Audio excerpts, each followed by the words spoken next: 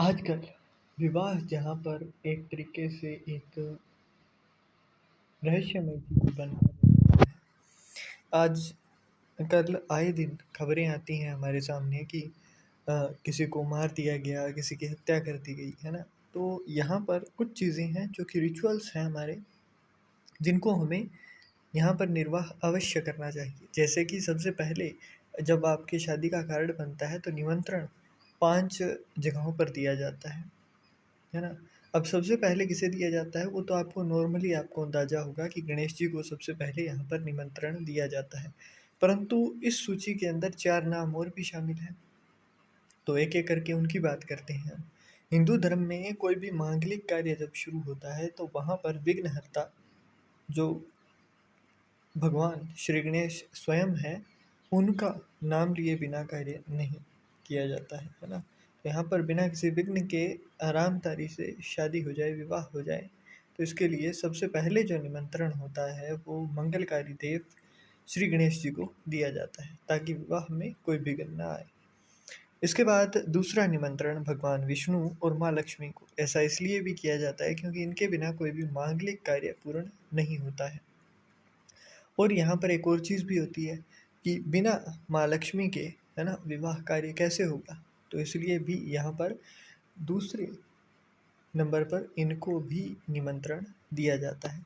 इसके साथ साथ शादी विवाह के अंदर तीसरा जो निमंत्रण होता है वो दिया जाता है स्वयं बजरंगबली जी को, हनुमान जी को, ताकि विवाह या मांगलिक कार्य जो होते हैं, आपने कई बार सुना होगा कि विवाह किया किसी का तो उसके साथ में कोई प्रेत विवाहित हो गया, है ना?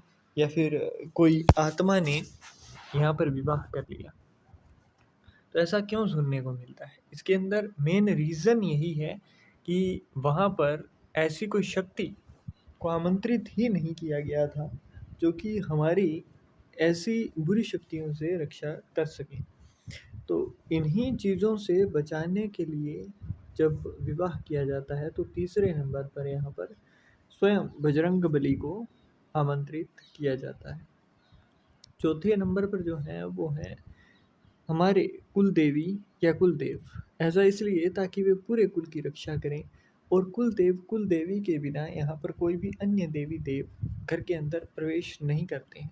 जब कुल देवी कुल देवता आपके प्रसन्न हो आपसे, तभी आपका जो भी काम होता है उसके अंदर बरकत आती है। कई लोगों को आपने देखा होगा कि भोजन तो ये बनाया है ना भर-भर के, पर फिर भी जब विवाह समारोह के अंदर लोग भोजन के लिए आए तो उसमें उनका भोजन समाप्त हो गया। और ऐसे घर जिनके अंदर मतलब वो दिक्कत नहीं होती है कि फाइनेंशियली उनके पास पैसा नहीं है तो इसलिए हो गया होगा, है ना?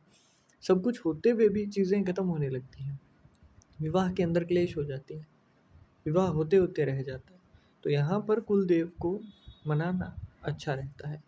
5वां निमंत्रण दिया जाता है आपके पितरों के लिए। अब ये इसलिए भी किया जाता है ताकि चीज़ों के अंदर कमी ना आए, है ना? और जो लोग ये करते हैं ना, उनका बहुत ही रेयर आपको देखने को मिलेगा कि इनकी विवाह के अंदर कोई भी तरीके की व्याधि, कोई भी तरीके की प्रॉब्लम्स इनको देखने को, फेस करने को मिले। अब पितरों के आशीर्वाद के लिए यहाँ पर जो निमंत्रण दिया जाता है वो पीपल के पेड़ के नीचे शादी का निमंत्रण पत्र रख कर आया जाता है, ताकि वहाँ पर 5वां निमंत्रण जो होता है वो आपके जो भी पितृजन हैं उनके लिए ये इस तरीके से दिया जाता है। तो ये वो 5, आप ऐसे मान लीजिए 5 सदस्य जिनके बिना विवाह करना संभव ही नहीं है, इनको तो देना ही देना होता है निमंत्रण। इनके निमंत्रण के बिना आपका कोई भी शुभ कार्य हो वो नहीं किया जा सकता है।